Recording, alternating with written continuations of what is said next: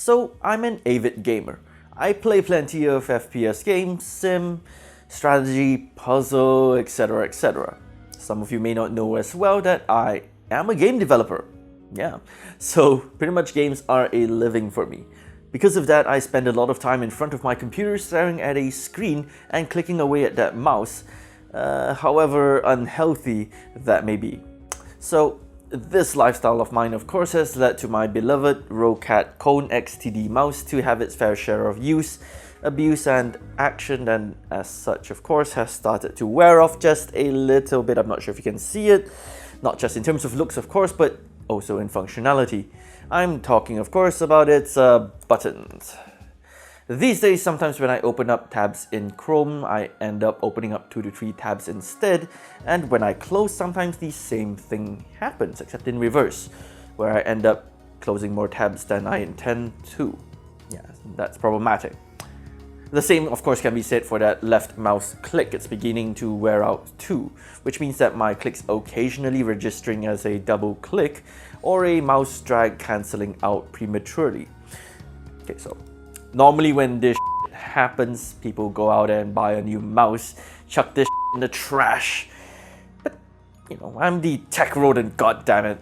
I enjoy fixing and repairing shit, and that's exactly what we're going to be doing in this video. We of course have to first start out by tearing the mouse apart. For this Roccat Kone XTD, it first starts off by removing the Teflon feet and getting at the 4 screws beneath it so that we can pry it open.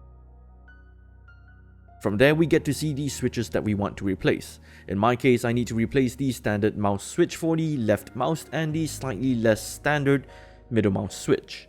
I used a vernier caliper to take the measurements of this switch and use that to help look for the correct switch online. Now to get the best prices on these switches, I used Taobao and Google Translate to look for them, but you could use whatever is at your disposal, Amazon, eBay, whatever. In my case, I found this seller who sells quite a number of Omron switches with descriptions for each type, albeit in Chinese. I ended up going for the Omron Reds and Omron Blues. The Reds are rated at 20 million clicks, have an audible click, a short actuation, and are commonly used in esports mice. The Blues on the other hand are rated at 50 million clicks and are supposedly slightly more responsive than the standard D2FC F7N brackets 20M. The middle mouse switch was just a little bit easier as I just had to find one that fit the measurements taken earlier. We begin the repairs by removing the faulty switches. I'll be using my specialized iron that is also a solder pump built in. You can however use whatever you have on hand, but I find that this guy is quite effective at his job. I start by desoldering the left click switch, going around the solder joint until it liquefies, then sucking the molten solder away. Wriggle the switch around while heating it up and eventually it comes off pretty easy. I do the same for the 2 legs of the middle mouse switch. In preparation to solder back the new switches, I dip each leg into a bit of flux paste to help the molten solder flow smoother. From there, I stick the new switch onto the board and switch back to a standard soldering iron to solder them in. Be careful of course not to contact the iron onto the board for too long, as this leads to damage on the traces and the board itself. A little bit of heat to each leg and a touch of solder, and it's looking good. I use these same techniques to solder on the middle mouse switch. And just before we put the mouse back together, I hook it into the PC to test that it's working, and voila, good as new. Never had a doubt. Repairs are now done, and so we reassemble it the same way that we took it apart, and that's pretty much all there is to it.